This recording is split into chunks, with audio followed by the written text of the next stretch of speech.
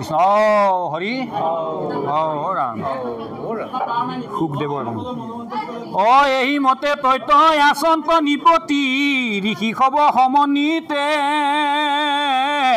ফুৰন্তে ভ্ৰমন্তে ব্যাস সুত সুকে এই মিলিল আশিত হিতে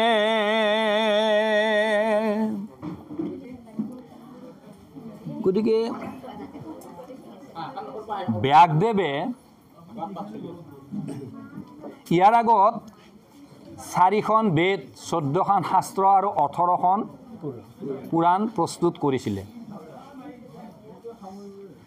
এই 4 বেদ 14 শাস্ত্ৰ 18 পুৰাণ প্ৰস্তুত কৰাৰ পাছত লিখাৰ পাছত প্ৰচাৰ হোৱাৰ পাছত এই যে পৰীক্ষিতৰ যিটো নেকি ব্যৱস্থা হ'ল অভিশপ্ত হ'ব লগা হ'ল এই ইমানখন শাস্ত্ৰ পুৰাণ বা বেদ থকাৰ পাছতো তেখেতৰনো কিয় ভাগৱতৰ কাৰণেনো কিয় আগবাঢ়িব লগা হ'ল বাকি কেইখন শাস্ত্ৰত কি মুক্তিৰ ব্যৱস্থা নাছিলে নেকি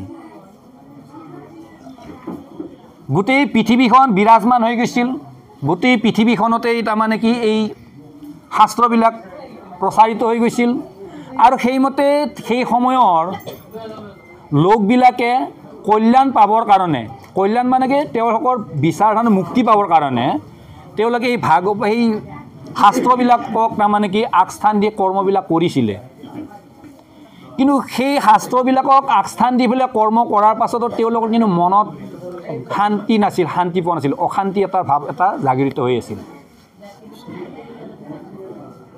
গতিকে এই ভাগৱত শাস্ত্ৰনো কিয় আহিব লগা হ'ল এটা কাৰণৰ কাৰণে আহিব লগা হৈছে আৰু কাৰণটো কি যে পৃথিৱীত যিবিলাক জীৱ আছে এই জীৱবিলাক তৰুৱাই নিয়াৰ ব্যৱস্থা হ'ল ভাগৱত আমি 84 লক্ষ জনী ভ্ৰমণ কৰি আহিছোঁ আৰু শেষত অন্তজাতি বুলি কৈছে এইটো মানৱ জাতিটো অন্ত মানে শেষ আমি যে দুনাই মানৱ শৰীৰটো পাম মানৱ জাতিটো পাম এইটোৰ আশা শেষ বুলি কৈছে এইটো আশা আমাক কৰিব আগ দিছে নালাগে কৰিব আমি পাওঁ নাপাওঁ সেইটো আমি একো ক'বই নোৱাৰোঁ আমাৰ কৰ্ম আমাৰ ধৰ্ম আমাৰ বিচাৰ এইবিলাকৰ ফালৰ পৰা দুনাই এই মানৱ শৰীৰটো পাম এইটো আশা সেইকাৰণে আমাক এৰি দিব দিছে আমি সমস্ত জীৱবিলাক পাৰ কৰি আহি আহি আহি আহি আহি এই মানৱ বুলি পেলাই যিটো নেকি দেহ এই দেহটোত ইয়াতে আত্মাস্বৰূপ পৰমাত্মাৰ অংশ হিচাপে আত্মাস্বৰূপ ইয়াতে সোমাই আছে পৰম ব্ৰহ্ম আৰু সেইকাৰণে আমি জীৱবিলাকে হৈছে কি ঈশ্বৰৰ অংশ বুলি কৈছে আমি প্ৰত্যেকটা জীৱই ঈশ্বৰৰ অংশ তে প্ৰত্যেকটা জীৱই যদি ঈশ্বৰৰ অংশ হয় তেতিয়াহ'লে এই যে আগত যিবিলাক শাস্ত্ৰ প্ৰয়োগ কৰিলে সেই শাস্ত্ৰবিলাকত সেই যিটো নেকি জীৱই যদি প্ৰকৃততে ঈশ্বৰৰ অংশই হয় তেতিয়াহ'লে সেই শাস্ত্ৰবিলাকত যিবিলাক নেকি নিয়ম দিলে বা অকণমান কিবা এটা পাবৰ কাৰণে যিবিলাক ব্যৱস্থা কৰিছে সেইবিলাকৰ তাৰমানে তেওঁলোকে ভাবিলে যে ইয়াত তাৰমানে কি নাপাম কাৰণ কল্যাণৰ ব্যৱস্থাখিনি তাত থকা নাই ভক্তিৰ ব্যৱস্থাটো থকা কল্যাণ মানে ভক্তি ভক্তিৰ ব্যৱস্থাটো তাত নাই কাৰণে কি কৰিলে এই পৰীক্ষিতও যেতিয়া নেকি অভিশপ্ত হ'ল অভিশপ্ত হৈ তেওঁ জানিলে যে যেতিয়া নেকি ঋষিয়ে অভিশাপ দিছে তাত আৰু মোৰ ব্যৰ্থ নাই অভিশাপত অভিশপ্ত হ'লে আমি কোনো বাচি যাব নোৱাৰোঁ পৰম ব্ৰহ্ম ঈশ্বৰ কৃষ্ণই বাচি যোৱা নাই কিছুমানে কয় গান্ধাৰীৰ অভিশাপ আৰু ৰাম অৱতাৰৰ কয় কিছুমানে কি বালি আৰু সুগ্ৰীৱৰ মাজত যিখন যুদ্ধ চলিছিল বালিৰ পুতেক অংগদে দিয়া অভিশাপ তে আমি সকলোবিলাক দিলে অভিশপ্ত আমি জীৱ মানে অভিশপ্ত তেতিয়াহ'লে আমি যে আহিছোঁ আমি আহিছোঁ জীৱবিলাক ঈশ্বৰৰ অংশৰ পৰা আৰু ঈশ্বৰে যদি এই পৃথিৱী ধৰাধামত থাকিব নোৱাৰে নিগাজিকৈ তেতিয়াহ'লে আমি কেনেকৈ পাৰিম আৰু ঈশ্বৰে যদি নাই থাকিব পৰা নাই তেতিয়াহ'লে আমি কেনেকৈ থাকিম আমি কেনেকৈ ঈশ্বৰক পাম তেতিয়াহ'লে ঈশ্বৰক কেনেকৈ পাম এতিয়া সেইটো কথা আৰু এই সমস্ত কথাবিলাক আপোনালোকৰ ইয়াতে একাদশ দিনলৈকে আপোনালোকে একাদশ স্কন্ধ চালে একাদশ স্কন্ধৰ কিয় চাব লগা হ'ল মুক্তিৰ কাৰণে এই জীৱ আত্মাটো মুক্তি পাব তেওঁৰ কৰ্মৰ দ্বাৰা তেওঁ পাব কিন্তু তেওঁৰ কৰ্মৰ দ্বাৰাই তেওঁ পাব বুলি তেওঁ বিশ্বাস আমি বিশ্বাস কৰিব পাৰোঁ জানো আমাৰ কৰ্মৰ দ্বাৰা আমি মুক্তি পাম বুলি পেলাই আমি নোৱাৰোঁ ক'ব। সেইকাৰণে কি কৰিব লাগে, কি কৰিছে আমাক ভাগৱত মাধ্যমটোত দি থ'লে কি যে আপোনালোকে জানে যে কি গোকৰ্ণ আৰু ধুন্ধুকাৰৰ কাহিনীটো জানে, সকলোবিলাকে জানে, আমি দুনাই কোৱাৰ দৰকাৰে নাই কি জানি। যে গোকৰ্ণ আৰু ধুন্ধুকাৰ কোন আছিল? যে ধুন্ধুকাৰ মুক্তি পাবৰ কাৰণে গোকৰ্ণই কি কৰিলে? গোকৰ্ণই গোটেই যিখিনি সময় তেওঁ নেকি বাহিৰত থাকিলে, তেওঁৰ ভাতৃৰ উৎপাতত থাকিব মানে তেওঁ বাহিৰলৈ গুচি গৈছিল। তেওঁ যিটো উপদ্ৰৱ কৰে তেওঁ ঘৰত থাকিব পৰা নাছিলে গোকৰ্ণই। তেওঁ অকল গোকৰ্ণকে উপদ্ৰৱ কৰে, তেওঁৰ যিবিলাক নি পত্নী আছিল, এগৰাকী দুগৰাকী বহুতগৰাকী তেওঁৰ পত্নী আছিল, সেই পত্নী সমস্তকে তেওঁ উপদ্ৰৱ কৰিছিল। আৰু ভায়েকে তাৰমানে কি কৰিলে যে এওঁৰ উৎপাতত থাকিব নোৱাৰোঁ, সেইকাৰণে কি কৰিলে তেওঁ ঘৰ এৰি গুচি গ'ল। তেওঁ ক'লে কি মই বিভিন্ন তীৰ্থ ভ্ৰমণ কৰি ঘূৰি ফুৰোঁ বুলি পেলাই তেওঁ ওলাই গুচি গ'ল।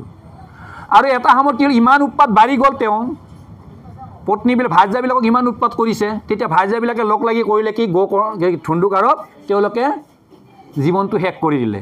আৰু যেতিয়া জীৱনটো শেষ কৰি দিলে তেতিয়া কি কৰিলে, সেই দেহটো এতিয়া কি কৰিব, দেহটো কৰিলে কি তেওঁলোকে এই ওচৰতে থকা কুঁৱাত পেলাই দিলে। বাকী আৰু একো কৰ্ম কৰা নাই, কাৰণ জ্বলাব নিলেওতো দেখা পাব কোনোবাই, গতিকে গোপনে কৰিছে এইটো কামটো। আৰু এওঁলোকৰ থাকিলে ঘৰ তেনেকুৱাকৈ তেওঁলোকৰ যি কৰ্ম কৰিব লগা আছিল, জীৱাত্মা মুক্তিৰ পাব লগা যিবিলাক কৰ্ম, সেইবিলাক একো কৰ্ম নকৰিলে। আৰু ই কাৰণে সি কেনেকৈ এনেকৈ গৈ গৈ গৈ গৈ গোকৰ্ণৰ কাণত কথাটো শুনিলে। তেওঁ গম পালে যে কি মোৰ ভাতৃ হেনো ঢুকাইছে। আৰু তেওঁ তেতিয়াই ক'লে যে যিহেতু মই তীৰ্থ ভ্ৰমণলৈ আহিছোঁ, মই ইয়াতেই তেওঁৰ জীৱাত্মাৰ মুক্তিৰ কাৰণে তেওঁ বিভিন্ন ধৰণে কাৰ্য কৰিলে, পিণ্ড দান দিলে, কিবা কৰিলে, স্নান কৰিলে, নানান ধৰণৰ দান দক্ষিণা সমস্ত কৰিলে। আৰু তেওঁ মনতে ভাবিলে যে কি মই ইয়াত আৰু থকাৰ কোনো অৰ্থই নাই, কাৰণ মোৰ যিহেতু ভাতৃৰ উপদ্ৰৱত মই থাকিব পৰা নাছিলোঁ, যে ভাতৃ যিহেতু গ'লে গুচি, গতিকে মই ঘৰত যাই ধুনীয়াকৈ থাকোঁ। আৰু এনেকৈ আহিলে তেওঁ, এনেকৈ আহি যেতিয়া নেকি তেওঁ পদূলি মূৰৰ পৰা ভৰিখন আগলৈ পদাৰ্পণ কৰিব, এহেন সময়তে তেওঁ এটা বিকৃত শব্দ চিঞৰ বাখৰ শুনিছে যে কি গোকৰ্ণ মোক বচোৱা। শব্দটো মাতটো তেওঁ ভাবিলে মোৰ ভাতৃৰ মাত এইটো। তে এওঁটো ঢুকাৰ কাৰণে মইতো জলপিণ্ড নানানটা স্নান টান দান সমস্ত কৰিলোঁ, তেতিয়া ভাতৃৰ তাৰমানে জীৱাত্মা মুক্তি নাপালে নেকি? এইবিলাক কি কৰিলোঁ তেতিয়াহ'লে, মোৰ অৰ্থলৈ গ'ল নেকি? তেওঁ দুনাই সেই পিছ ভৰি দি পেলাই কি কৰিছে, সেই তীৰ্থলৈ আকৌ গৈছে যে মোৰ ভাতৃ হেনো মুক্তি নাপালে, মোক আকৌ চিঞৰিছে যে মোৰ গোকৰ্ণ মোক বচোৱা বুলি পেলাই, তাৰমানে মোৰ ভাতৃৰ জীৱাত্মাই মুক্তি নাপালে নেকি? তেতিয়া তেওঁৰ উপৰি যিবিলাক গুৰু আছিল সেইবিলাকে ক'লে তেতিয়াহ'লে তুমি এটা কাম কৰা, এটাই মাধ্যম আছে, সেইটো হৈছে ভাগৱত। তুমি 7 দিন ভাগৱত পঢ়া জীৱাত্মা মুক্তিৰ কাৰণে, আৰু 7 দিনত কি হ'ব, জীৱাত্মা মুক্তি পাব বুলি। আৰু প্ৰতিদিনে ভাগৱত পাঠ কৰাইছে, প্ৰতিদিনৰ ভাগৱতৰ অন্তে অন্তে।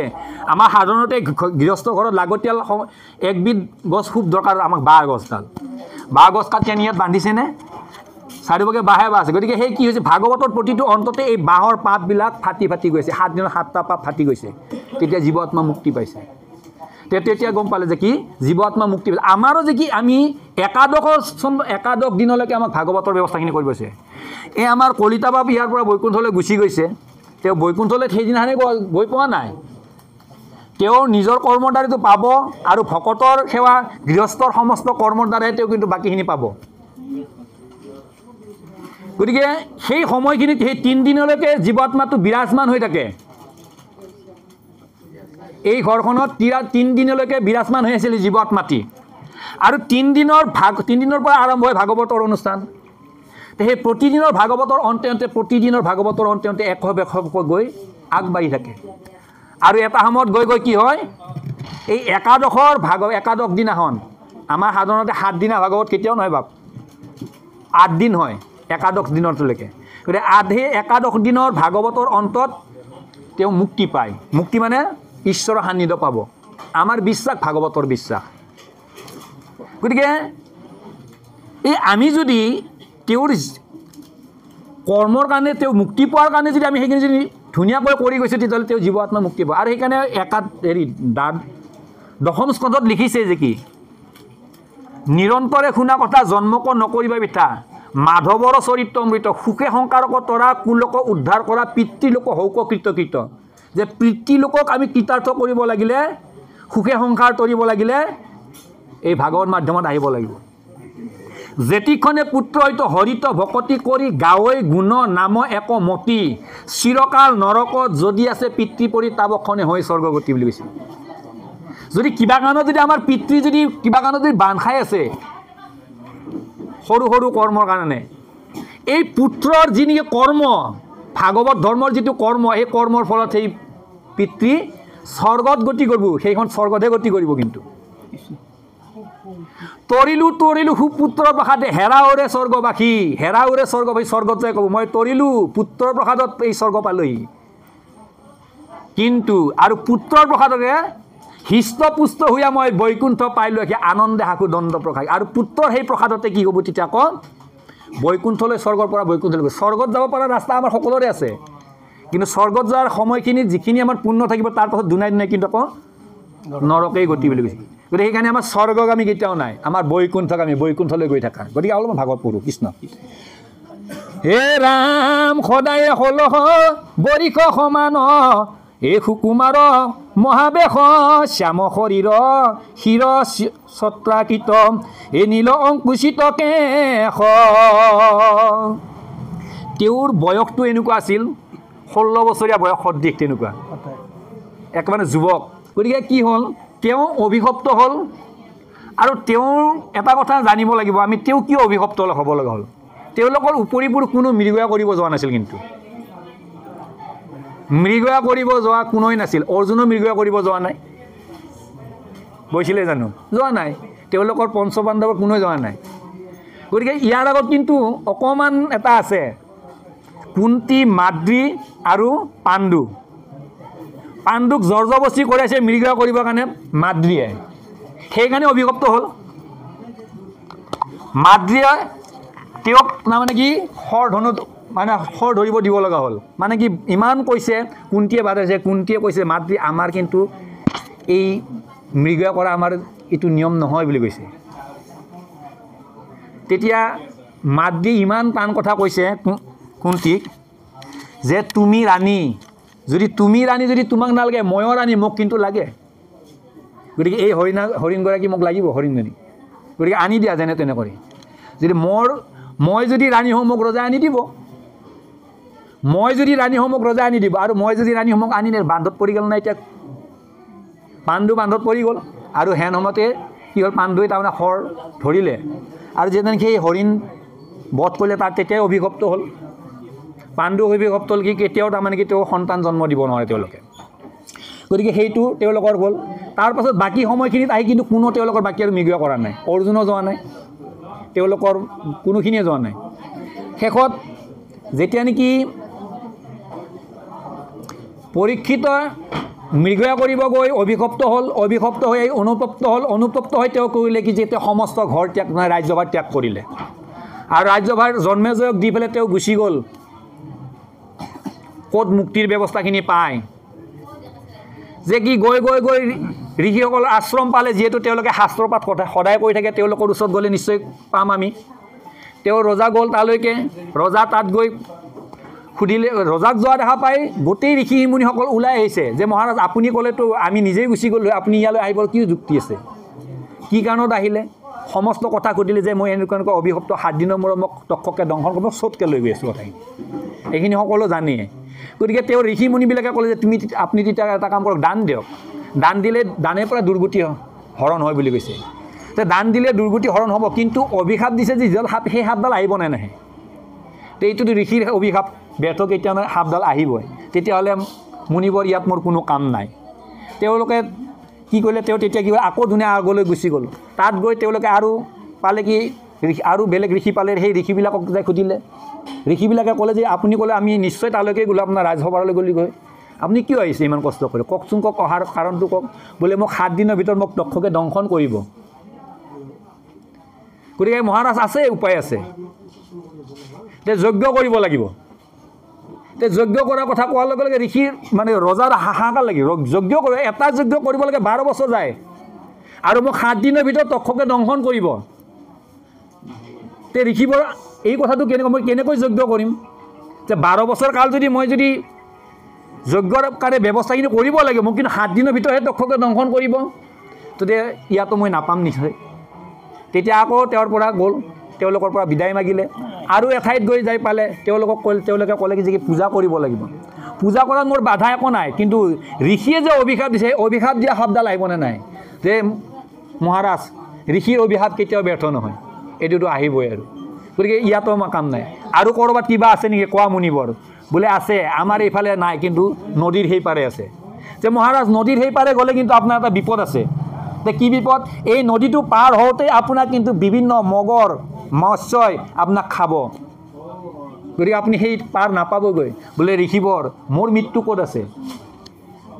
মোক তক্ষকে দংশন কৰিব, তক্ষকক দংশন কৰিলে মোৰ মৃত্যু হ'ব। মোৰতো মাছত মৃত্যু নাই, ঘৰিয়ালত মোৰ মৃত্যু নাই। গতিকে তেওঁ নিশ্চিন্ত মনে কি কৰিলে সেই সাগৰ সেই নদী পাৰ হৈ গুচি গ'ল। আৰু পাৰ হৈ গৈ তেওঁ কি কৰিলে, কি সুখদেৱ য'ত নিকিত আছে সেই ৰাস্তাতে তেওঁ পৰি ৰ'ল। এইফালৰ পৰা কৈ হৈ আছে ঋষিবিলাকে, বোলে মহাৰাজ তেওঁলোক কিন্তু এনেকুৱা চকুৰে নাচায়, তেওঁ কিন্তু কাপোৰ নিপিন্ধে, আৰু তেওঁ মানে সমস্ত শাস্ত্ৰত পাৰ্গত, আৰু তেওঁ কিন্তু ভাগৱতৰ কথা শুনাব আপোনাক, ঈশ্বৰৰ কথাই শুনাব, তাত বাহিৰে কিন্তু বেলেগ একো নিদিব। তে ঈশ্বৰৰ কথা শুনিবৰ কাৰণে বিৰাট ইচ্ছা কৰিছে তেতিয়াহ'লে। তো ঈশ্বৰৰ কথা শুনিব, কিন্তু আপোনাক ঈশ্বৰৰ কথা খুব কম সময়ৰ কাৰণে, এটি শিৰতি গাই শিৰতে যিমানখিনি সময় লাগে সিমানখিনিয়ে কিন্তু আপোনাক ভাগৱতৰ কথা ক'ব, ঈশ্বৰৰ কথা ক'ব। গতিকে এনেকৈ কোৱা দি তেওঁ গুচি গ'ল, সিপাৰে গুচি গ'ল। আৰু কি কৰিলে, সেই ৰাস্তাটোতে তেওঁ প্ৰমাণ চাওঁ, ঋষিক প্ৰমাণ চোৱাৰ কাৰণে তেওঁ ৰাস্তাটোতে পৰি ৰৈছে। আৰু হেন সময়তে ঋষি ওপৰৰ পৰা নামি আহিছে, পাহাৰৰ তীৰৰ পৰা নামি আহিছে, আহি ৰাস্তাতে লগ পালে, কোন তুমি? তেতিয়াই প্ৰশ্নৰ উত্তৰ দিলে, মই পৰীক্ষিত। পৰীক্ষিত পৰীক্ষিত সেই নেকি মোৰ পিতৃৰ মুখত যিজন পৰীক্ষিতৰ নাম শুনিছোঁ, উত্তৰাৰ গৰ্ভত যিজনে নেকি প্ৰভু ভগৱন্ত কৃষ্ণই যাক নেকি ৰক্ষা কৰিছে সেইজনে পৰীক্ষিত নেকি? হয়, উত্তৰাৰ গৰ্ভত ৰক্ষা কৰা পৰীক্ষিত, কৃষ্ণই ৰক্ষা কৰা পৰীক্ষিত, সেইটোৱে মই। গতিকে কি হ'ল তোমাৰ? বোলে মোৰ এনেকুৱা, মোক 7 দিনৰ ভিতৰত তক্ষকে দংশন কৰিব, গতিকে মই দংশনৰ পৰা পৰিত্ৰাণ পোৱাৰ ব্যৱস্থা। কথাটো হ'ল কি গম পাইছে নেকি? আমিও মানে কি জীৱ আত্মাবিলাক যেতিয়া নেকি আমি ইয়াৰ এই ধৰাধামৰ পৰা যাব লাগিব, যোৱাৰ আগমুহূৰ্তত তাৰমানে কি সেই খন্তেক যিখিনি নেকি একেবাৰে খুব কম সময়, সেই সময়খিনিত যাতে আমি কৃষ্ণৰ নামটো যাতে ল'ব পাওঁ, সেইটোৰ কাৰণে কিন্তু ভাগৱত শাস্ত্ৰ হ'ল। তাত বাহিৰে কিন্তু বেলেগ একো নাই। আমি ভাগৱত শাস্ত্ৰত এই যে আজি চৰ্চাবিলাক কৰি থাকিব লাগে, কি কাৰণ? যাতে মৃত্যুৰ আগমুহূৰ্তত কৃষ্ণ হৰিৰাম যিকোনো এটা নাম আমি লৈ যাব পাৰোঁ।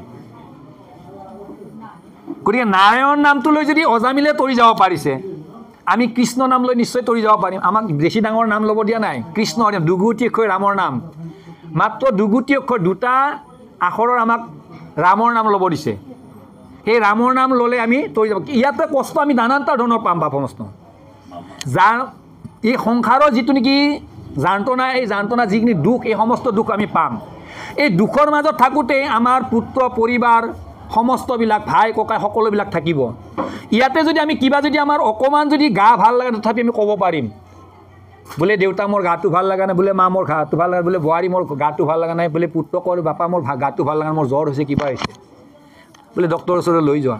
কিন্তু এই যে ধৰাধামৰ পৰা আমি গুচি যাম, এই ধৰাধামৰ পৰা যেতিয়া গুচি যাম, তেতিয়া কিন্তু আমি কাকো কিন্তু এই কথাটো ক'ব নোৱাৰিম।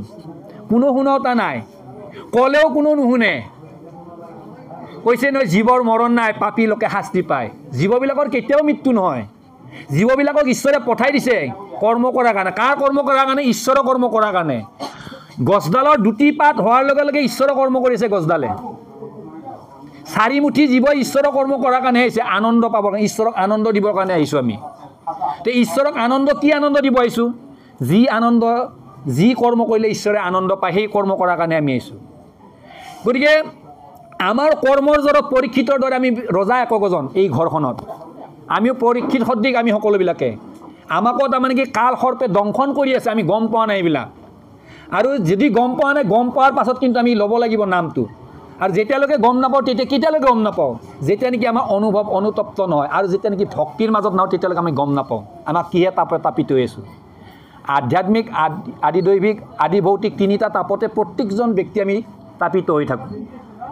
গতিকে এই তাপৰ পৰা মুক্তি পাব লাগিলে হৰিৰ নামত বাহিৰে বেলেগ একো নাই। কোনোবাই ক'ব হৰিৰ নাম ল'লে আমি খাব পাম নেকি? হৰিৰ নাম ল'লে আমাৰ কৰ্ম সিজিব নেকি?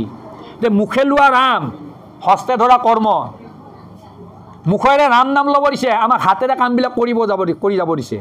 তে পৰীক্ষিতৰ যিটো নেকি ব্যৱস্থাখিনি হ'ল, তেওঁ ইমান এটা তেওঁলোকৰ উপৰি পুৰুষবিলাক ইমান ধুনীয়া এটা বংশৰ, তেওঁ যিটো নেকি শাসন আছিল, ইমান সুশাসন, পৰীক্ষিতৰ দিনত সুশাসন কৰা ব্যক্তি আৰু হয়তো বহুত কম আগত। গতিকে গোটেই পৃথিৱীতে তেওঁ থাকোঁতে যিখিনি নেকি ব্যৱস্থা হৈছিল, গতিকে সমস্তবিলাকৰ আনন্দবিলাক আহিছিল। গতিকে এইহেন ইমান কম বয়সীয়া এই ৰজাজনৰ হঠাতে কিনো হ'ল, হঠাতেনো কি হ'ল? তাৰমানে কি জ্ঞান, শিক্ষা আৰু ভক্তি এই তিনিটা বস্তু কিন্তু বেলেগ বস্তু। যদি পৰীক্ষিতে যদি জ্ঞানেৰে বুজি পালে হয় যে মৃগয়া কৰিব নাযাওঁ, আন জীৱক মই হত্যা কৰিব নাযাওঁ, জ্ঞানেৰে যদি পালে হয় তেতিয়া তেওঁ নগ'লে হয়। আৰু তেওঁ জ্ঞানৰ মাজত থাকি যদি ভক্তিটো যদি লৈ ল'লা হয় যে হয় ভক্তি মানে কি যত জীৱ তত শিৱ, মোৰ জীৱটো যিমান ডাঙৰ তেওঁৰ জীৱটোও সিমান ডাঙৰ, এই ভাৱনাটো যদি থাকিল হয় তেতিয়াহ'লে পৰীক্ষিতে নগ'লে হয়। সেইকাৰণে শিক্ষাৰ দ্বাৰা, জ্ঞানৰ দ্বাৰা, ভক্তিৰ দ্বাৰা এই বিচাৰবিলাক আমাৰ কৰিব লাগিব। তিনিটা বস্তু খুব সাৱধান, জ্ঞান, শিক্ষা আৰু ভক্তি। আৰু ভক্তি যাৰ লগত থাকিব তেওঁৰ লগত জ্ঞান থাকিব, শিক্ষা থাকিব, তিনিটা দুটা বস্তুৰ লগত থাকিব। আৰু যাৰ লগত শিক্ষা থাকিব তেওঁৰ লগত ভক্তি নাথাকিব পাৰে, যাৰ লগত শিক্ষা থাকে তেওঁৰ লগত জ্ঞানটো নাথাকিবও পাৰে, কিন্তু ভক্তি যাৰ লগত থাকিব তেওঁৰ লগত কিন্তু জ্ঞান আৰু শিক্ষা দুয়োটাও থাকে বুলি কৈছে। গতিকে আমাক একাদশ স্কন্ধত এইবিলাক কৈছে। যিয়ে নহওক, এ ৰাম ধ্ৰুৱ শুভলিত আয়ত লোচন যেন পংকজৰ পাখি, এই উন্নত নাসিকা সুন্দৰ বদন দশন ঈষত হাসি, এই সম ৰুচিকৰ কৰ্ণ কম্ভ কণ্ঠ, এই দেশতে চিত্ত সন্তুষ্ট অজানুলম্বিত বাহু বক্ষচল, এই বহল পৰম পুষ্ট, এই কৰ কিশলয় সুহৃদ দুহীয় বৰ্তুল আঙ্গুলি পান্তি, দেশন্তে সন্তোষ তাতে কৰৈ কাঁতি, এই নখচয় কান্তি, সিংহ বন্দস্কন্ধ সুচানন্দ উদৰ দেশন্তে মিলয় সন্তোষ, এই সুগভীৰ নাভি চাৰু জানু জংঘা চৰণ পংকজ কুশ। গতিকে তেওঁ ৰূপটোৰ কথা কৈছে। কাৰ? পৰীক্ষিতৰ ৰূপটো। পৰীক্ষিতৰ ৰূপটো এই শ্যাম বৰণৰ, যিহেতু চব তেওঁলোক আছিল উপৰি পুৰুষ বংশ সম্বন্ধে অৰ্জুনৰ সৈতে, অৰ্জুনৰ লগত, অৰ্জুনৰ আৰু কৃষ্ণৰ লগত চালে কিহৰ মিল নাই? অকণমানৰহে মিল নাই, বাকীটো চব একে। গতিকে সেইকাৰণে আৰু যিটো নেকি ৰূপ, সেইকাৰণে আৰু কথা কৈছে বিষ্ণু আৰু পাৰিষদৰ মাজত হুবহু প্ৰায় একে বুলি কৈছে। বিষ্ণু আৰু পাৰিষদ প্ৰায় একে, মাত্ৰ বিষ্ণুক চিনাক্ত কৰাৰ দুটাই চিন আছে, কণ্ঠত কস্তব্যমণি, হৃদয়ত বক্ষচ্ছল। এই দুটাৰ বাহিৰে সকলোবিলাক একে। বিষ্ণুৰ যাতে 4খন হাত, পাৰিষদবিলাকৰ 4খন হাত। বিষ্ণুৰ হাতত যেনেকৈ শংখচক্ৰ গদাপদ্ম, পাৰিষদবিলাকৰ লগতো শংখচক্ৰ গদাপদ্ম আছে। আৰু বিষ্ণুৰ যেনেকুৱা বস্ত্ৰ, পাৰিষদবিলাকৰো বস্ত্ৰ। তাৰমানে কি বৈকুণ্ঠত সকলো সমান। সেইকাৰণে আমাৰ বৈকুণ্ঠৰ যাৰ ব্যৱস্থাখিনি কৰিব লাগে। সেইকাৰণে নাম ল'ব লাগে, নামৰ দ্বাৰাই সংসাৰ তৰুৱাই নিয়াৰ ব্যৱস্থাটো কৰিব লাগে। এই গৃহস্থ সংসাৰখনত আমি বিভিন্ন কৰ্ম কৰাৰ মাজতো আমি যেতিয়া নামৰ সেই কৰ্মৰ মাজত আগস্থান দি থাকিম নহয়, তেতিয়াহ'লে এই ঘৰবিলাক, আমাৰ সংসাৰবিলাক তৰুৱাই লৈ যাব আনন্দ মনে। যেতিয়া নেকি আমি নাম গাই থাকিম নহয়, সকলোৰে আনন্দ। ইয়াতে বাপজনে ইমান ধুনীয়া এটা প্ৰসংগ ধুনীয়া কৰিছে যে সকলোৰে এই যিটো নেকি আনন্দ পাইছে, এই আনন্দটো সেই সময়খিনিত নিশ্চয় আমি কোনো কাৰো ঘৰলৈ গৈ মনত পৰা নাই। যিয়ে নেকি একান্ত মনে এই নামত বহিছে তেওঁলোকে কাৰো ঘৰলৈ মনত পৰা নাই। আৰু যিবিলাকে নেকি সেই যদি মনত পৰিছে, ছাগলীটো ৰৈ আহিল এৰা দিব নে নে কোনোবাই, গৰুটোকনো গাখীৰ খুৱাব নে নোখোৱাই, এইবিলাক যদি ভাবি আছোঁ, কিন্তু আমাৰ কোনো কাম নাই। সেইকাৰণে আমি সমস্ত সেইখন ঘৰ এই ত্যাগ কৰি ইয়াত আহিব লাগিব, এই অনুষ্ঠানবিলাক। এইকাৰণে ইয়াত যে আজি সকলোবিলাক আমি আছোঁ, আমি সকলোবিলাক পুণ্যৱান, পুণ্য জীৱাত্মা। সেইকাৰণে পাইছোঁ যাহাৰো আছে পুণ্য সংখ্যাত শিখে পাতে কাণ কৃষ্ণৰ কথাটো। কৃষ্ণৰ কথাত কাণ পাতিব পাৰে যাৰে তাৰে সক্ষম নাই, যাৰে তাৰে ভাগ্য নাই। পৰম ভাগ্য থাকিব লাগিব, তেওঁহে কিন্তু ঈশ্বৰৰ কথা কাণ পাতিব পাৰে। গতিকে এইহেন নাম, এইহেন হৰিৰ কীৰ্তন, এই হৰিৰ কীৰ্তন নাম সমস্তখিনি কৰ্ম আমাৰ গৃহস্থ ধৰ্মত আমি পালন কৰিব লাগিব। ৰাতিপুৱা শুই উঠি একেবাৰে গধূলি পৰ্যন্ত সমস্ত কৰ্মৰ মাজতে নামক ব্যৱস্থাখিনি কৰিব লাগিব, তেতিয়াহে আমাৰ সংসাৰবিলাক তৰাই লৈ যাব পাৰিব। গতিকে এই সুন্দৰ যিটো নেকি দেহ ঈশ্বৰৰ লগত হুবহু একেই। গতিকে এইহেন দেহটোৰনো কি এটা বিপাঙত পৰিলে, হুবহুটো একেই প্ৰায়, তেওঁৰনো কিয় এনেকুৱা এটা হ'ল? সেইটো হৈছে কি দোষ এটা। কিহৰ দোষ? কৰ্মৰ দোষ। আমি কৰ্মৰ দোষত আমি কষ্টবিলাক পাওঁ, নকৰিব লগা কৰ্ম কৰি পেলাই আমি কষ্টবিলাক পাওঁ, তাত বাহিৰতো আমি বেলেগত কষ্ট নাপাওঁ, হয়নে নহয়? মোৰ মনটোৱে আগতে কৈছিলে যাব দিয়াই নাছিল, মইহে গ'লোঁ। মনটোৱে আগতে কয়, কেতিয়াবা ছিগনেল দি দে নাযাবি তাত। কিন্তু সেই ছিগনেলটো যদি আমি বিচাৰ ভালকৈ কৰি লওঁ নহয়, তাতে উত্তৰটো আছে লগে লগে। গতিকে সেই মনবিলাকো আমাক আগতীয়াকৈ দিয়ে, আগজাননী দিয়ে, হয়নে? গতিকে আগজাননীটো সেইকাৰণে আমি ভাবি চিনি চাব লাগিব। ক'ত যাব বাধা দিছে, ক'ত যাব দিছে। গতিকে এই বিচাৰবিলাক আমি কৰি লোৱাৰ ব্যৱস্থা কিন্তু কৰিব লাগিব। আৰু পৰীক্ষিত সেইকাৰণে বিচাৰবিলাক নকৰিলে সেইকাৰণে আমাক 5বিধ বস্তুৰ পৰা সাৱধান থাকিব দিছে। মাটি, পঞ্চম মাটি, মুদ্ৰা, মাংস, মদ আৰু মহিলা। এই 5বিধৰ পৰা খুব সাৱধান হৈ থাকিব দিছে আমাক। লাগিব, কিন্তু লাগিলেও যিখিনি দৰকাৰ সেইখিনিহে। আমি অজস্ৰ মাটি কৰি লৈছোঁ, কৰি লৈ কি কাম আছে? কিবা কাম আছে নেকি? বিঘা বিঘাই মাটি কিনি লৈছোঁ, কিবা কাম হ'বনি? একো কাম নাই। এই দেহটোৰ কাৰণে কিমান মাটি লাগে? আজিকালি সেইখিনিও নালাগে, ৰাজহুৱা শ্মশানত লৈ যাব। আজিকালি সেইখিনিও নালাগে, ৰাজহুৱা শ্মশানত লৈ যাব। গতিকে মুদ্ৰা, যিটো নেকি ধন, সোণ বুলি কয়, এই সোণটোৰ পৰা কি হ'ব পাৰে? আপুনি যিমানে অলংকাৰ পিন্ধক, ওলাই যাওকচোন, এই সকলোকে ওলাই যাওক, গল ছিঙি কাণ ছিঙি লৈ গুচি যাব। গতিকে সেইকাৰণে যিখিনি দৰকাৰ সেইখিনি আমাৰ ব্যৱস্থা কিন্তু ধৰক। আৰু এই সোণ অলংকাৰ এইবিলাক ইমান ধুনীয়াকৈ আমি ৰাখি থৈছোঁ। আমাৰ যিটো অলংকাৰ লগত যাব সেই অলংকাৰটো কিন্তু আমি লগত সুন্দৰকৈ নাৰাখোঁ। অলংকাৰ কি যাব? নামৰ ধন। সেইকাৰণে নামৰ ধন দিয়া মোক কিনাব নমালি, দাস পাই নল কমন ঠাক উৰালি, নিজৰ দাস কৰি হৰি মোকে কিনা আনৰ ধন নালাগে। নামৰ ধনবিলাক ৰাতিপুৱা সেৱা কৰিলোঁ, কিন্তু সেৱাহে কৰিলোঁ, তাত বাহিৰে কিন্তু এৰি থৈ আহিলোঁ তাতে। ইয়াতে ধনটো থৈ আহিলে নহ'ব, ধনটো লগত ৰাখিব লাগিব। এই নাম ধনটো থকাৰ লগে লগে কিন্তু বেয়া কাম কৰিব কেতিয়াও মনটো নাযাব। কি ধন লগত আছে? নাম ধন আছে। গতিকে নাম ধনটো য'তে ত'তে আমি ব্যৱহাৰ কৰিব নোৱাৰোঁ। গতিকে নাম ধনটোৰ মহত্ব কি? ইমান মাহাত্ম আছে, কিন্তু কোনো গম নাপাব। নাৰদেও বুজি পোৱা নাছিল। নাৰায়ণ নাৰায়ণ নাৰায়ণ, প্ৰতিটো সময়তে তেওঁ নাৰায়ণ নাৰায়ণ নাৰায়ণৰ নাম লৈ থাকে, ঈশ্বৰৰ নাম লৈ থাকে। তো ইয়াৰ অৰ্থটো কি? ইয়াৰ অৰ্থটো কি বুলি পেলাই তেওঁ প্ৰশ্ন লাগিলে। মই যে সদায় লৈ থাকোঁ, এইটো প্ৰশ্ন, বিৰাট ডাঙৰ প্ৰশ্ন। নাৰায়ণৰ নামটোৰ অৰ্থ কি? তেওঁ পিতেকৰ ওচৰলৈ গুচি গ'ল, ব্ৰহ্মাৰ ওচৰলৈ। এই প্ৰজাপতি ব্ৰহ্মাৰ ওচৰত তেওঁ ওচৰত গৈ ক'লে, পিতা মই যে সদায় যে এই নাম লৈ আছোঁ, নাৰায়ণ নাৰায়ণ, এই নাৰায়ণৰ অৰ্থটো কি? বোলে বাছা মই এইটো ক'ব নোৱাৰিম। এতিয়া সমস্ত সৃষ্টিকৰ্তা তুমি ক'ব নোৱাৰা, কোনে জানিব এইটো কথা? যাৰ নাম লৈছা তেওঁই জানিব। কাৰ নাম লৈছে? নাৰায়ণ, ঈশ্বৰ, বিষ্ণু, পৰম ব্ৰহ্ম, ঈশ্বৰৰ নাম লৈছে। গতিকে তেওঁৰ ওচৰলৈ যোৱা বুলি কৈছে। গ'ল তেওঁৰ ওচৰলৈ। তেওঁ আছে অনন্ত শয্যাত লক্ষ্মীৰ সৈতে। যাই দূৰৰ পৰাই কৈছে নাৰায়ণ নাৰায়ণ নাম লৈ যাই গৈছে। আহিছে নাৰদ বুলি কৈছে লক্ষ্মী। গতিকে তেওঁক আদৰাৰ ব্যৱস্থা কৰা। গতিকে আহিল নাৰদ, আদৰিলে সাদৰিলে। কোৱাচোন নাৰদ, অহাৰ কাৰণটো কি? প্ৰভু মই অহাৰ কাৰণটোৱে এইটো। বোলে কি? এই নাৰায়ণ। যে নাৰায়ণ যে নামটো লৈ আছে, এই নাৰায়ণ নামটো লোৱাৰ কাৰণটো কি? নামৰ অৰ্থটো কি? বোলে নাৰদ, মোৰ নামৰ মহিমা মই নাজানো, ভকতেহে জানিব। মোৰ নামৰ মহিমা ভকতেহে জানে, তাত বাহিৰে আনে কোনো নাজানে বুলি কৈছে। ভকত, তোমাৰ নিজৰ নামৰ মহিমা তুমি নিজে নাজানা প্ৰভু, আৰু ভকতে জানিব? ভকত ক'ত এতিয়া? ভকতৰ ওচৰত কোন ভকতৰ ওচৰত যাম কওক এতিয়া? আমাৰতো শাস্ত্ৰবিলাকে কৈছে 12 বৈষ্ণৱ 6 ভকত।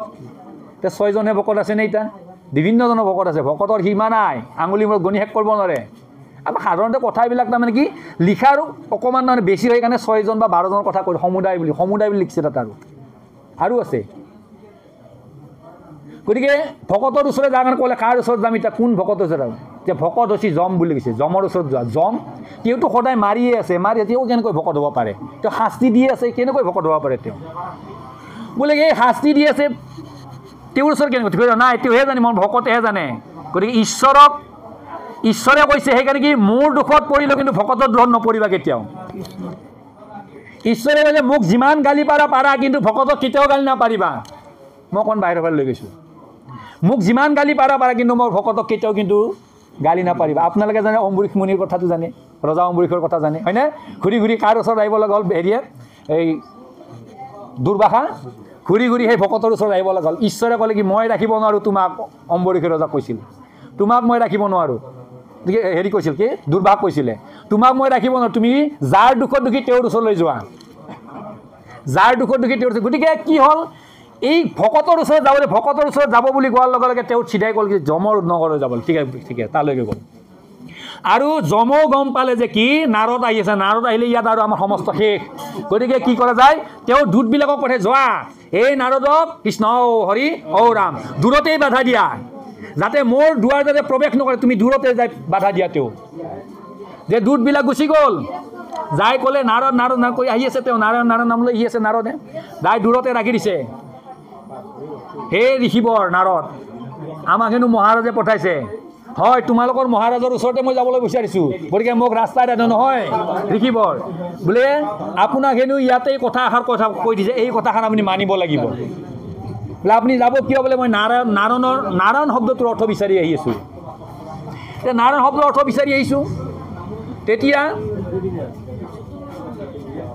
ক'লে যে কি এটা কৈছে যে আমাৰ মহাৰাজে কৈছে আপোনাক হেনো এই নাৰায়ণ নামটো হেনো আমাৰ ৰাজভৰ তাৰমানে আমাৰ ৰাজ্যত তাৰমানে আপোনাক এই নামটো ল'ব হাক দিছে প্ৰভু ভগৱন্তৰ নাম নলাকৈ মই কেনেকৈ থাকিম মইতো সন্তেকো থাকিব নোৱাৰোঁ এতিয়া তেতিয়াহে কিন্তু যাব দিছে যদি এৰিব পাৰে যাব পাৰিব আৰু তেওঁ তেতিয়া কথা দিয়ে ঠিকে আছে মই সন্তেকৰ কাৰণে প্ৰভু ভগৱন্তৰ মই নামটো বাৰু এৰিম গতিকে মোক তালৈকে লৈ ব'লা বোলে আৰু ধুনীয়াকৈ তেওঁক আদৰ সাদৰ কৰি আনিছে আকৌ দুনাই মহাৰাজে কৈছে ৰজা কি যম ৰজা কৈছে বোলে তোমাৰ আৰু এইফালে নামটো নহ'ব যিখিনি আহিলা ইফালে তোমাৰ নামটো নহ'ব তেওঁৰ নামেই নাৰায়ণ হয়নে নাৰায়ণ নাম গতিকে তোমাৰ নামটো ইফালে আৰু নহ'ব গতিকে তুমি ইয়াতে সমাপ্ত কৰিব লাগিব নামটো ৰজাই কোৱা নাই তোমাৰ নাম বুলি পেলাই কৈছে কিন্তু বেলেগ একো কোৱা নাই ইফালে কিন্তু নহ'ব গতিকে তেওঁ ক'লে মই সমস্ত ৰাজ্যখন চাব বিচাৰিছোঁ প্ৰথমতে এবাৰ গতিকে সমস্ত ৰাজ্যখন দেখুৱাৰ কাৰণে তেওঁক লৈ গুচি গ'ল চাৰিওফালৰ পৰা এক পাক এনেকৈ ঘূৰালে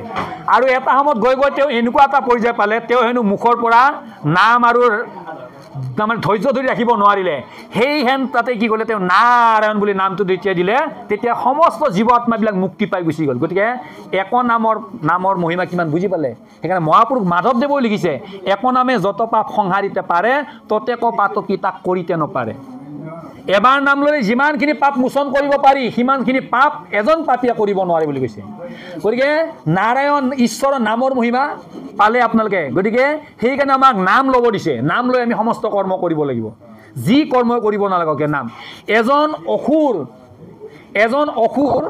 হিৰণ্যকশিপু তেওঁৰ সন্তান আছিল প্ৰহ্লাদ আৰু হিৰণ্যকশিপুৱে এটা প্ৰতিজ্ঞা লৈছিলে যে কি মোৰ হেনো চিৰবৈৰী মোৰ ভাতৃক যিয়ে বধ কৰিছে তেওঁক মই বধ কৰিব লাগিব মোৰ ভাতৃপতিক মই প্ৰতিশোধ ল'ব লাগিব তেওঁ প্ৰতিজ্ঞা কৰিলে আৰু এইফালে কয়াধু হৈছে দেৱলোকৰ তেওঁ এটা প্ৰায় দেৱলোকৰ আছিল গতিকে হিৰণ্যকশিপুৱে এটা দিন বাৰ চাই ল'লে ধুনীয়াকৈ যে অমুক দিনা হেনো মই ধুনীয়াকৈ যাম মই তপ কৰিব যাম আৰু পৰম ব্ৰহ্মাৰ পৰা মই হেনো মই এটা তাৰমানে কি সঞ্জীৱনী অমৰ তাৰমানে মই তাৰমানে কি এটা বৰ ল'ব লাগে আৰু সেইমতে দিন বাৰ চাই ধুনীয়াকৈ ল'লে এইফালে পৰম ব্ৰহ্মই কৰিছে ঠিকে আছে তুমি যোৱাৰ আগতে তোমাকো মই এটা ব্যৱস্থা কৰি আছোঁ তেওঁ কি কৰিলে যিদিনাখনে যাব যিটোৰ পথেৰে যাব সেই পথেৰে যোৱা ৰাস্তাতে কি হয় গছ এডালত কি কৰি আছে এটা চৰাই তাত পৰি আছে আৰু ধুনীয়াকৈ কয়াধুক মাত দিছে বোলে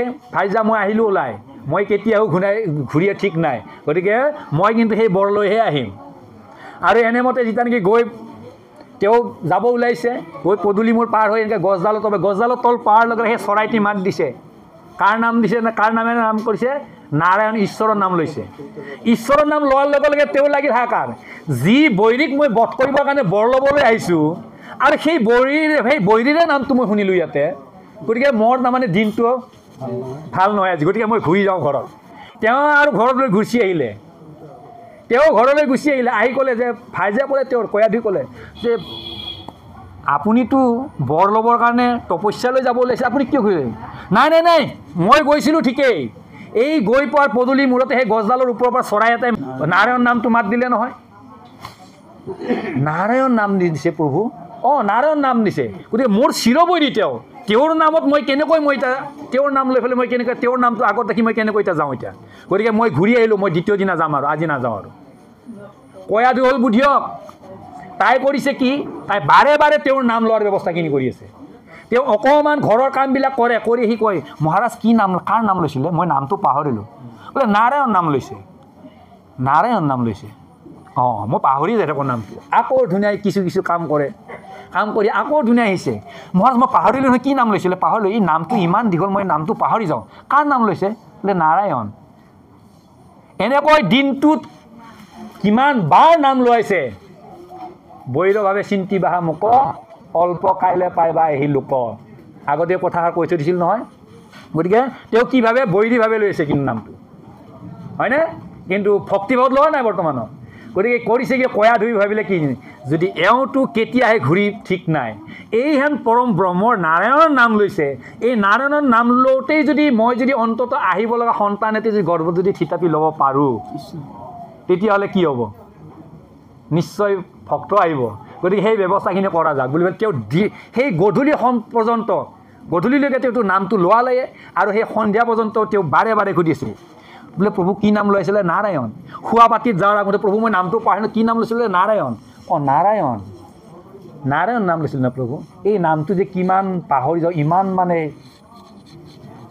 মানে কৈছে আৰু মানে হেৰি এটা কথাৰে বোলে ইমান হেৰি নাম গতিকে পাহৰি যাওঁ প্ৰভু বাৰে বাৰে আৰু এবাৰ কওকচোন নামটো কি নাৰায়ণ গতিকে এইহেন শুভ কৰ্ম বুলি তেওঁলোকে কি কৈছে সেই সময়তেই সন্তান স্থিতিৰ ব্যৱস্থাখিনি কৰালে আৰু সেনেকৈ ভক্তি ভাৱনাত যিটো নেকি আহিলে কৰ্ম সেইকাৰণে কৈছে ঈশ্বৰৰ নাম লৈ যি কৰ্ম কৰা যায় কি কৰ্ম ঈশ্বৰৰ কৰ্ম হ'ব হয়নে নহয় গতিকে সেইকাৰণে আমি খুব সাৱধান কিছুমান কৰ্ম সেইকাৰণে ঈশ্বৰৰ নাম লৈ আমি কৰিব লাগে সমস্ত কৰ্ম আৰু কৰ্ম ঈশ্বৰৰ কৰ্ম কি কৰ্ম কৰিম ঈশ্বৰৰ কৰ্ম সেই ঈশ্বৰৰ কৰ্মৰে কৰিম যিটো নেকি যিটো ভক্তিৰ ব্যৱস্থা থাকিব সেই সমস্তবিলাক ঈশ্বৰৰ কৰ্মৰ দ্বাৰা কৰা যাব বাকী কৰ্মটো আমাৰ নহয়েই কৰ্ম ঈশ্বৰৰ নাম কোনে নলয় তাৰ ঈশ্বৰৰ নাম কোনে অসুৰেহে নলয় ঈশ্বৰৰ নাম অসুৰবিলাকে ঈশ্বৰৰ নাম কিন্তু অসুৰকো কিন্তু ঈশ্বৰৰ নাম ল'লে এই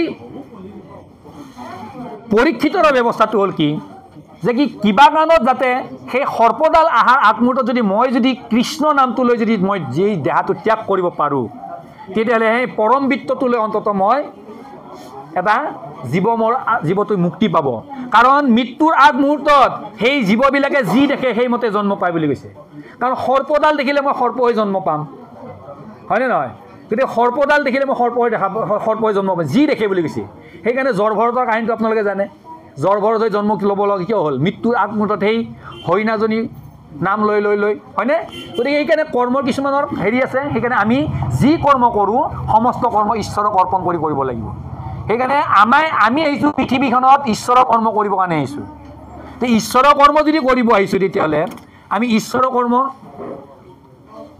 কোনবিলাক কৰ্ম ঈশ্বৰৰ কৰ্ম সেই কৰ্মবিলাক আমি নিজেই জানি ল'ব লাগিব বুজি ল'ব লাগিব গতিকে আমি ভাগৱত মাধ্যমত সেইকাৰণে আমি কি কৰিব লাগে ৰাতিপুৱাৰ সূৰ্যটো যেনেকৈ প্ৰখৰ ৰ'দে যেনেকৈ চাৰিওফালে বিয়পি যায় সদৃশ তেনেকৈ আমি আমাৰ যিবিলাক নেকি আমাৰ বংশৰ সতি সন্ততি ল'ৰা ছোৱালী আছে সেইবিলাকক আনাৰ ব্যৱস্থা কৰিব লাগিব নহ'লে কিন্তু আমাৰ এই ধৰ্মটো আমি ৰাখিব পাৰিম নে নোৱাৰিম সেইটো আমাৰ কৰ্মৰ সন্দেহজনক হৈ আছে গতিকে আমি যিমান পাৰোঁ এই ভাগৱতৰ অনুষ্ঠানত আমাৰ শিশুবিলাকক আমি শুনাৰ ব্যৱস্থা কৰিব লাগে ল'ৰা ছোৱালীবিলাকক শুনাৰ ব্যৱস্থা কৰিব লাগে আৰু সাধাৰণতে যিবিলাকে প্ৰসৱ মানে কি গৰ্ভ ধাৰণ কৰে বা আমাৰ আইসকল আছে মাতৃ যদি সেইবিলাকক আমি শুনাৰ ব্যৱস্থা কৰিব লাগে তেতিয়াহে হয়তো পৃথিৱীত হয়তো ভক্তিৰ দিশটো ৰাখিব ভকত শব্দটো আনিব লাগিলে কিন্তু ভক্তিৰ ব্যৱস্থাটো লাগিব তে ভক্তিৰ ব্যৱস্থা লাগিলে এইবিলাক আমি জানিব লাগিব তেতিয়াহে আমাৰ পৃথিৱী আমাৰ সংসাৰ আমাৰ ঘৰবিলাক আমি ঘৰখন তৰাই লৈ যাব পাৰিম তাত বাহিৰে কিন্তু আমাৰ আজি প্ৰভাত কলিতা বাপৰ নামটো ল'ব লাগে এই অনুষ্ঠানত যদি নামটো নলওঁ তেওঁ মুক্তি নাপাব অসুবিধা পাব আজি বাৰে বাৰে আমি নাম ল'ব লাগিব তেওঁ প্ৰভাত কলিতা বাপে যিখন ঘৰত আহিছিলে এইখন ঘৰত যদি তেওঁৰ আদৰ্শটো যদি ইয়াত নাথাকে তেওঁ আমাৰ সৈতে আমিও এইবিলাক তেনেকুৱা হৈ যাব আমিবিলাকে যদি আমি যে আদৰ্শটো যদি থৈ যাব নোৱাৰোঁ ঈশ্বৰৰ যিটো নেকি আমাক পালন কৰিব দিছে সেই পালন কৰা ব্যৱস্থাখিনি থৈ যাব নোৱাৰোঁ তেতিয়াহ'লে আমাৰ কষ্টবিলাক অসাৰ হ'ব গতিকে আমি আশা কৰিছোঁ আগতে যিজন প্ৰভাত কলিতা বাবা আছিল এই প্ৰভাত কলিতা বাবে যিভাৱে আছিল সেইভাৱে এইখন ঘৰতো থাকক আমি সেইটোৱে কামনা কৰিছোঁ আৰু সাধাৰণতে আমাৰ এতিয়াও কিছুমান আমি এৰিব পৰা নাই আমি কিছুমান নিয়ম এৰিব পৰা নাই আমাৰ তাৰমানে কি ইয়াৰ পাছত কি কৰে আমাৰ মাহিলী অনুষ্ঠান আমাৰ নাই এশৰ হৰিনাম ধৰণৰ মাহিলী অনুষ্ঠান নাই ছয়মহীয়া অনুষ্ঠান নাই আমাৰ বছৰেকীয়া অনুষ্ঠান নাই আজিৰ অনুষ্ঠানতে সমাপ্ত কাৰণ যোৱাকালিৰ অনুষ্ঠানতে সমাপ্ত হৈছে একাদশতে সমস্ত ক্লিয়াৰ দ্বাদশত মাত্ৰ আমি কি উভয়ে মিলি এসাঁজ প্ৰভুৱন্তৰ নাম কীৰ্তন গুণানুকীৰ্তন কৰি তৈলস্পৰ্শ বুলি শব্দটো তাত দি থৈ দিছে তাত বাহিৰে কিন্তু বেলেগ একো নাই গতিকে আজিৰ পৰা আপোনালোকে প্ৰভাত কলিতা বাপৰ নামত দ্বিতীয় এনেকুৱা অনুষ্ঠান মৃত্যু এমাহ হ'ল, মৃত্যু 6 মাহ হ'ল, মৃত্যু বছৰেকীয়া হ'ল বুলি পেলাই আমি অনুষ্ঠান কেতিয়াও নাপাতিম। আজিৰ পৰা সমাপ্ত। আপোনালোকে পাৰে যদি জন্মদিনটো পালক, তাত বাহিৰে আমাৰ বেলেগ আমাৰ আপত্তি নাই। জন্মদিনটো পালিব, কিন্তু মৃত্যু তিথি আৰু দ্বিতীয়বাৰ নাপাৰিব। আৰু আমাৰ কিছুমানে কি কৰে, কি এই যে বাপজনৰ আইগৰাকী কি কৰে, ওচৰত যদি কিবা অনুষ্ঠান হয়, অনুষ্ঠানত অন্নগ্ৰহণ নকৰে, এনেকুৱা নিয়মো আছে, কিছুমানে কৰে। এইবিলাক কিন্তু আমাৰ এখনীয়া নিয়মত নাই। এবছৰলৈ নকৰে। এইটো কেতিয়াও আমাৰ নিয়ম নহয়। দিবও নাপায়, এইটো কেতিয়াও নহয়। দিবও নাপায় শব্দটো কেতিয়াও নহয়। কিয় দিব নাপায় আৰু কিয় খাব নাপায়? প্ৰসাদ, ঈশ্বৰৰ প্ৰসাদ, মাহ প্ৰসাদখিনি খাব পায়, কিন্তু অন্নমুঠি খাব নাপায়। কি কথা, এইটো নিয়ম আছে? গতিকে আমাৰ এনেকুৱা কোনো নিয়ম নাই। গতিকে আমি বিচাৰিছোঁ এইটোৱে, আগৰ প্ৰভাত কলিতা বাপ যিজন আছিল, সেইজন বাপৰ আদৰ্শ ইয়াত থাকক। এই ঘৰখন এশৰণীয়া যিটো নেকি নিয়ম নীতিত আছিল, সেই নিয়মটো বজাই ৰাখক, সেইটো বিচাৰিছোঁ। আৰু এইখিনি কৈয়ে আমাৰ আজি ভাগৱতৰ সামৰণি মাৰিম। কৃষ্ণ হে ৰাম, হে কৃষ্ণৰ শৰীৰ সদৃশ সাক্ষাৎ কৰতে আছে প্ৰকাশ, হে কুটিল কুন্তল চৌভিতি লম্বিত, হে ভ্ৰষ্টহীন দিগবাস, হে ৰাম কৃষ্ণে পৰলোক বিত্ত, কৃষ্ণকে সুহৃদ হিত, জানি তান নচাৰিবা নাম, যত দেখা কিছু নোহে কৃষ্ণৰ কিং কৰে কহে, হে নিৰন্তৰে বোলা ৰাম ৰাম